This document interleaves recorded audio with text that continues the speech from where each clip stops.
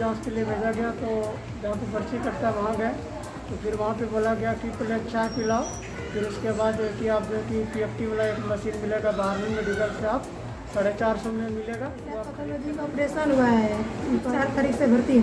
बाहर से आप लोग की थर्मामीटर खरीद के लाइए ताकि उसके बाद पेपर जमा कीजिए। 1.5 महीना से ऑपरेशन हड्डियाँ में जो है ना छेद हो गया था। हाँ है सर, कभी कभी सर देखने के लिए सवेरे टाइम में हो जाता है।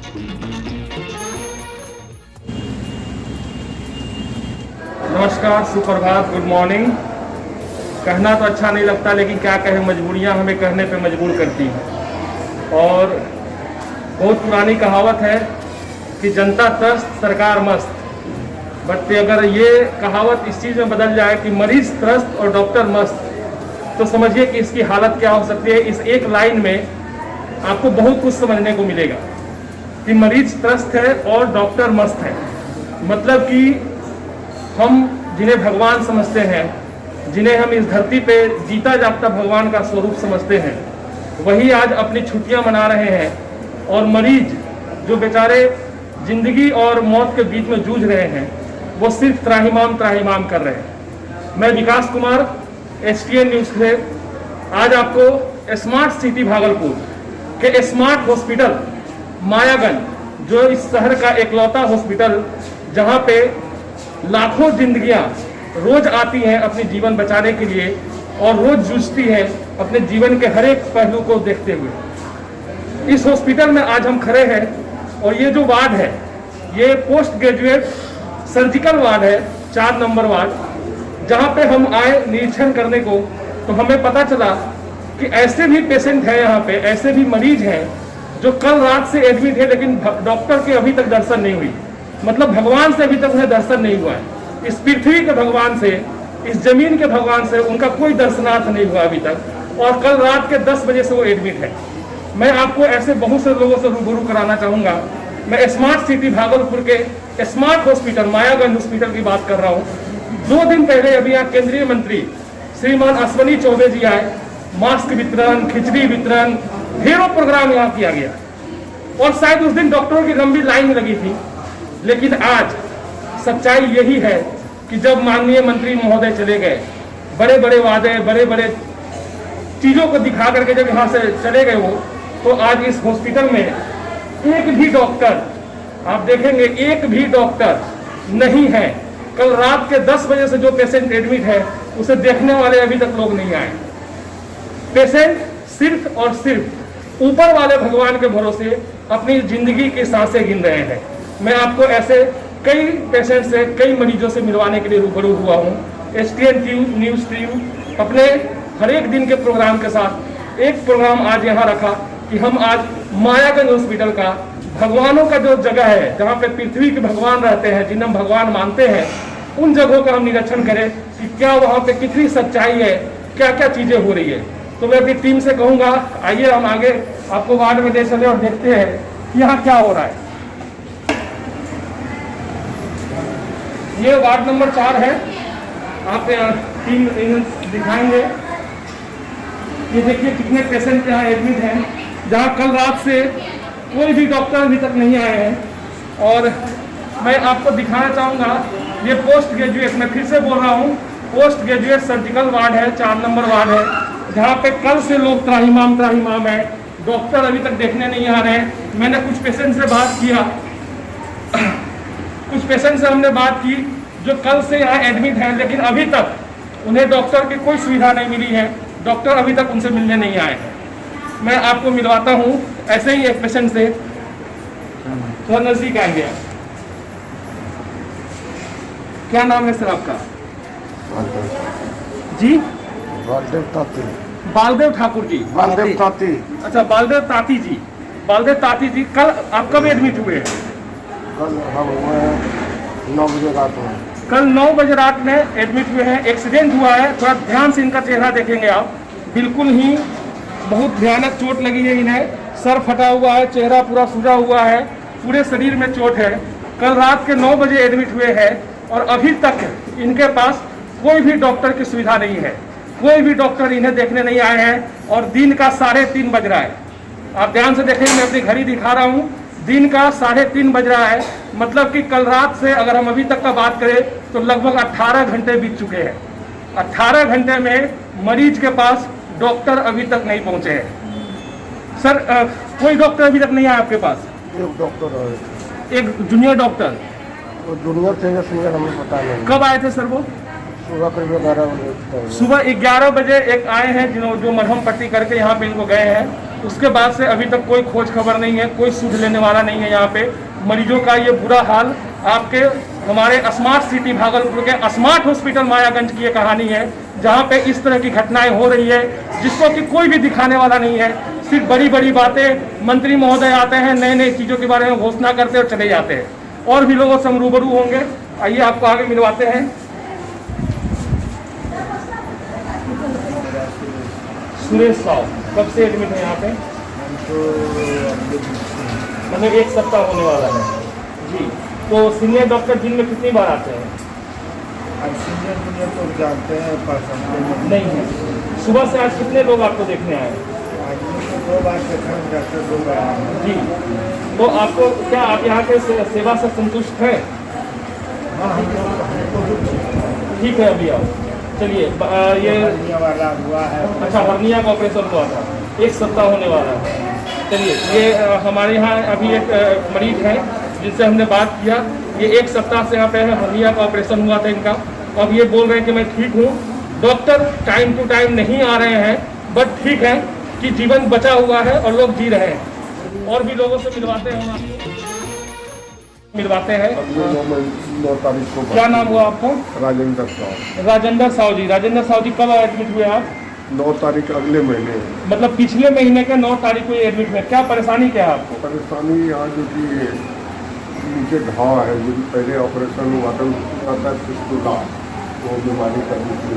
अच्छा, पिस्टुला से ग्रसित है ये, इनको घाव है और ये पिछले 9 तारीख से है, बवासीर से ग्रसित है और उसका अभी तक कोई वो नहीं हो रहा है। नहीं हो रहा है। आयुष्मान भारत के तरफ से आप? अच्छा, आयुष्मान भारत के योजना कार्ड से है और ये पिछले 9 तारीख से यहाँ एडमिट है। अभी तक कोई भी सुविधा किसी तरह का इनको अभी तक उपचार नहीं हो रहा है, परेशानी से ग्रस्त है। तो ये आपने शिकायत किया डॉक्टर से? डॉक्टर आते हैं, कुछ देख करके चले जाते हैं। मतलब आपके कहने का मतलब वो आए बस देखे और चले गए, कोई उपचार नहीं हुआ। 9 तारीख से आप समझ लीजिए, पिछले महीने के 9 तारीख से ये एडमिट है यहाँ पे और कोई भी उपचार नहीं है। डॉक्टर आते हैं और चुपचाप मिले और चले गए। मतलब इस तरह से जीवन नहीं चल रही, क्योंकि उनका क्या है, उनको तो महीना पूरेगा और अकाउंट में 2.5 लाख 2 लाख 3 लाख रुपए पहुंच जाएंगे, है ना। सरकारी नौकरी है, घर में बीवी बच्चे हैं, एसी में रह रहे हैं, 4 व्हीलर की जिंदगी है। लेकिन उनका क्या, जो गरीब लोग पिछले 1.5 महीने से यहाँ जीवन काट रहे हैं और उनकी सुख सुविधाओं का कोई ख्याल नहीं है। और भी इस क्रम में हम और भी लोगों से मिलेंगे आपको। और भी किशन मंडल, कहाँ घर हुआ आपका? एक 4 ही दिया। 1 दिया रहा। कितने दिनों से है यहाँ पे आप? करीब 1.5 महीना से ऑपरेशन हुआ। 45 दिन हो गया ऑपरेशन का। किस चीज़ का ऑपरेशन था? हर्निया का। 45 दिन हर्निया का ऑपरेशन और 45 दिन, समझ लीजिए आप कि एक इंसान एक पेशेंट 45 दिनों से हर्निया के ऑपरेशन से जूझ रहा है। अगर भगवान न करे किसी को इससे बड़ा बीमारी हो तो वो कितने दिनों तक जूझेगा। और भी लोग हैं, आप अभी सर बता दी जनता को बड़ा एकदम एक बड़ा सटीक सा चीज़ सुनाना चाहेंगे अभी, जो यहाँ पे आमतौर पर सभी लोग बोलते हैं। क्या नाम हुआ सर आपका? राजेंद्र मंडल जी। कहाँ से हैं आप? धोरैया से हैं। राजेंद्र मंडल जी, अभी आपने एक बात कहा, मैं उसको फिर से सुनना चाहूँगा। अभी आपने कहा था एक बात कि डॉक्टर पेशेंट को छूते नहीं छूते हैं। क्यों नहीं छूते हैं? ये छुआछूत की बीमारी तो नहीं है? कोरोना को लेकर तो नहीं ऐसा है कि छूते नहीं है? क्या बताऊं, विश्व में प्रचलित है कोरोना कोई छुआछूत की बीमारी नहीं। आप डॉक्टर होकर के यहाँ पे अगर पेशेंट को नहीं छूते हैं तो इसका मतलब ये जनता क्या समझे, हम क्या समझे कि क्या कोरोना छुआछूत की बीमारी है? आप इसको इस रूप में दिखाना चाहते हैं कि कोरोना से छुआछूत भी हो सकता है। आप एक डॉक्टर होकर, एक भगवान होकर के अपने ही मरीज को छूने से मना करते हैं, अपने ही मरीज को छूने से डरते हैं, तो और बाकी मरीजों का क्या होगा जिनकी हालत आज दर बतर रोज के रोज खराब होते जा रही है। 9 दिन से, 45 दिन से, 1.5 महीने से, 1 महीने से यहाँ लोग आकर के अपने जीवन को किसी तरह से निकाल रहे हैं। तो आप डॉक्टर हैं और हम आपके अपने चैनल के माध्यम से एक बात आपको कहना चाहेंगे। विश्व सुरक्षा परिषद जो है उसने भी ये गाइडलाइन दिया है कि कोरोना कोई भी छुआछूत की बीमारी नहीं है। कोरोना छूने से नहीं बढ़ता।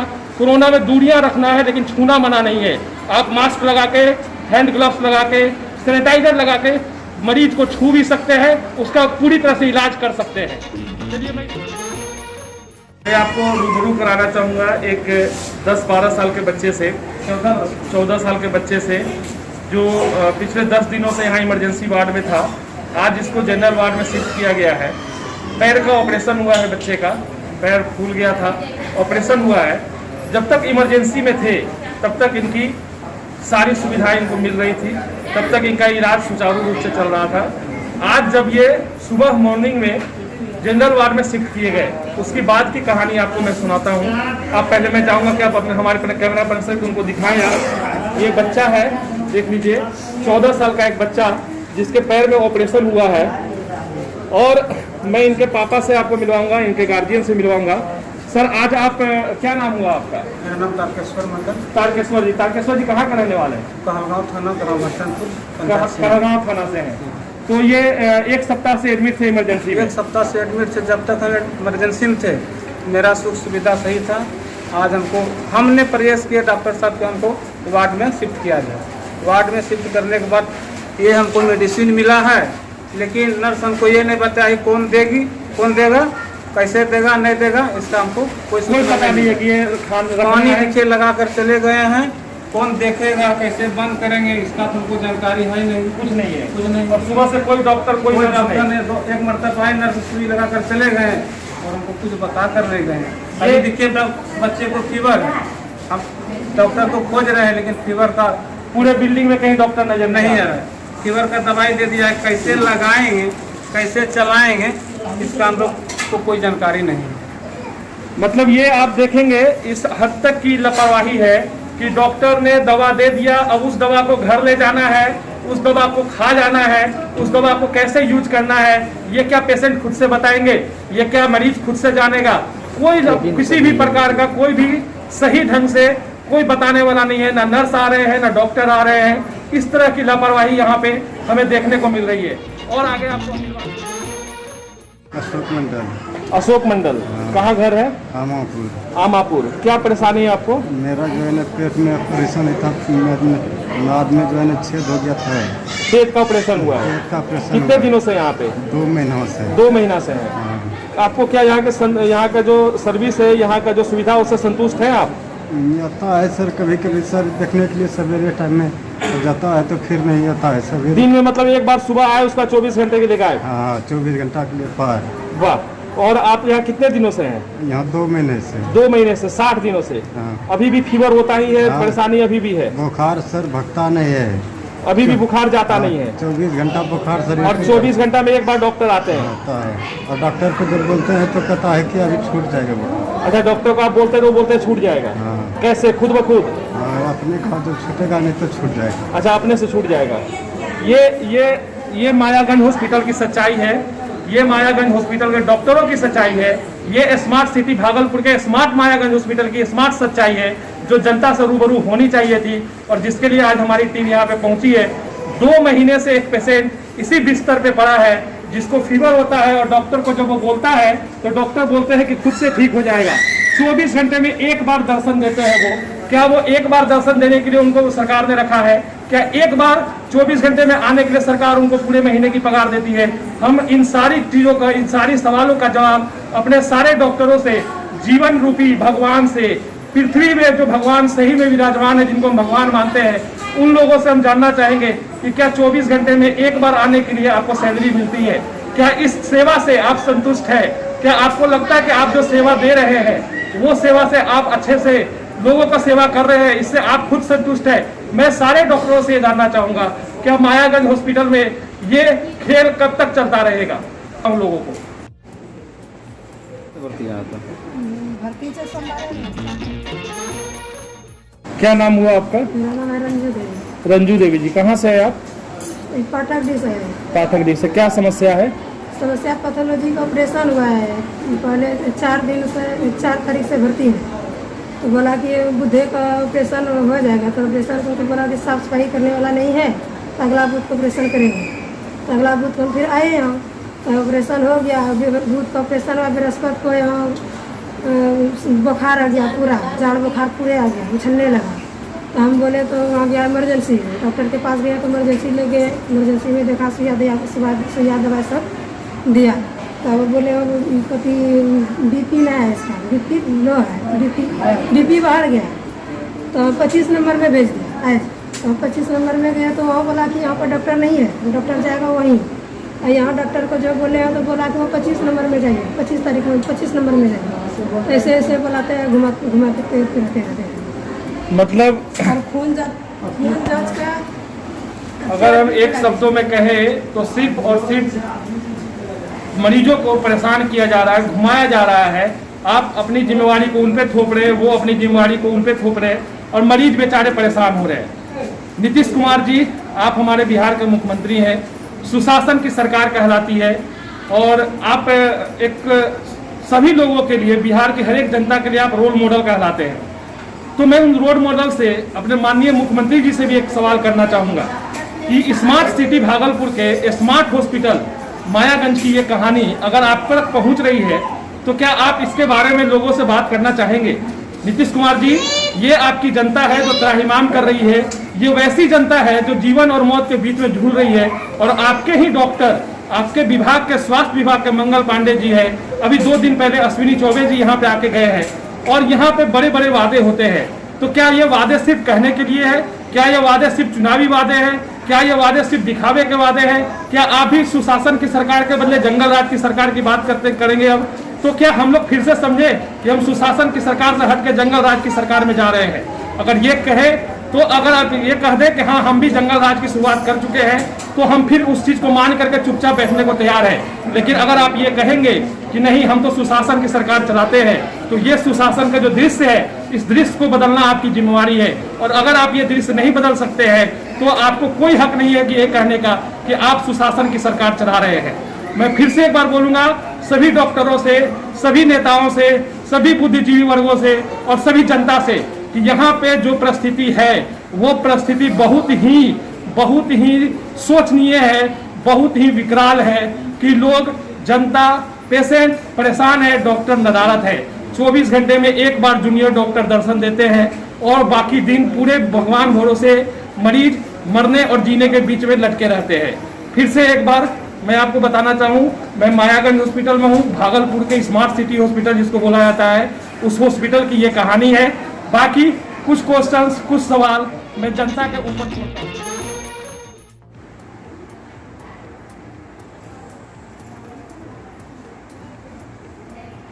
क्या नाम हुआ आपका? मोहम्मद हकीम अंसारी। मोहम्मद हकीम अंसारी, कहाँ के रहने वाले हैं? ये मेरा जीजा, मेरा घर कालगांव हुआ, ये मेरा जीजा जी है। जीजा जी है आपके। कब से भर्ती है यहाँ पे? 15 तारीख से। 15 तारीख से। डॉक्टर आते हैं यहाँ पे सुचारू रूप से? डॉक्टर दिन में 11 बजे आते हैं लमसम, एक बार 24 घंटे में। 24 घंटे में एक बार आते हैं? वो भी डॉक्टर, मेन डॉक्टर नहीं आते हैं। मेन डॉक्टर, जूनियर डॉक्टर्स आते हैं? जूनियर डॉक्टर आते हैं। अच्छा, तो इनको क्या हुआ है? एक्सीडेंट किए हुए थे। एक्सीडेंट किए हुए थे। कोई भी सुचारू रूप से इलाज नहीं हो रहा है? इलाज जो है कि बराबर नहीं हो पा रहा। बराबर नहीं हो पा रहा है। जूनियर डॉक्टर आते हैं, देख के चले जाते हैं। 24 घंटे में एक बार दर्शन देने आते हैं। तो आपको कब तक बोला गया कि कब तक ठीक हो जाएंगे? ये बताया तो नहीं है अभी। नहीं बताए हैं। दवा वगैरह मिल रहा है आपको? हाँ, दवा हुआ तो सिस्टर लोग आते हैं। तो सिस्टर लोग आके देखे जाती है। डॉक्टर नदारत हैं? नहीं, डॉक्टर अभी तक जो इसका इलाज करना चाहिए था ब्रांड का, वो डॉक्टर अभी तक नहीं आए हैं, नहीं आ रहे हैं। मतलब कि डॉक्टर नहीं है और ब्रेन का इलाज करना है, एक्सीडेंटल केस है, ब्रेन में चोट है। लेकिन आपको मैं बता दूं कि डॉक्टर ही नदारत है। जिनको सेवा करना चाहिए, जिनको इलाज करना चाहिए, वही गायब है यहाँ से। तो मरीज कैसे ठीक होगा? ये जवाब तो हर इंसान को चाहिए, ये जवाब हमें भी चाहिए, ये जवाब पूरी जनता को चाहिए और ये जवाब डॉक्टर साहब आपको देना चाहिए। मुझे लगता है कि आप में अगर इतनी सी इंसानियत बची है तो आपको जरूर इस चीज़ों के लिए जवाब देने के लिए आगे आना चाहिए। इसी के अपनी रिपोर्टिंग के साथ मैं विकास कुमार सागर, STN न्यूज़, और अपने कैमरामैन पर्सन के साथ भागलपुर। धन्यवाद। आगे फिर मिलते हैं हम अगले वार्ड में।